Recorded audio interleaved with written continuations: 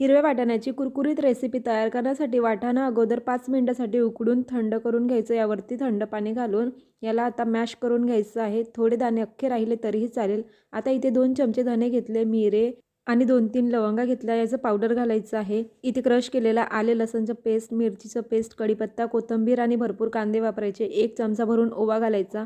पांढरे तीळ वापरायचे आहेत भरपूर असे. चवीनुसार मीठ वापरायचं. हळद, लाल तिखट, चाट मसाला घालून व्यवस्थित एकजीव करायचं. आता यामध्ये 5 चमचे बेसन आणि अर्ध म्हणजेच 2.5 चमचे तांदळाचं पीठ घालून एकजीव करायचं, पाणी न घालता. आता थोडं हाताला पाणी लावायचं आहे आणि पीठ छान मळून घ्यायचं. आता याला कटलेटचा आकार द्यायचा आहे. तर अशा पद्धतीने मी अगोदर गोळा करून घेते. जमेल तेवढं पातळ थापून घ्यायचं आहे. सर्व कटलेट अशाच पद्धतीने तयार करून घेतले. आता याला फ्राय करूया. त्यासाठी गरम तेल घ्यायचं. गरम तेलामध्ये कढईमध्ये जमतील तेवढे फ्राय करायचे आहेत. गोल्डन कलर आला की याला काढून घ्यायचं आहे. वाटाण्याचे कटलेट तयार. व्हिडिओ थोडा जरी आवडला असेल तर लाईक, शेअर, सबस्क्राईब. थँक्यू.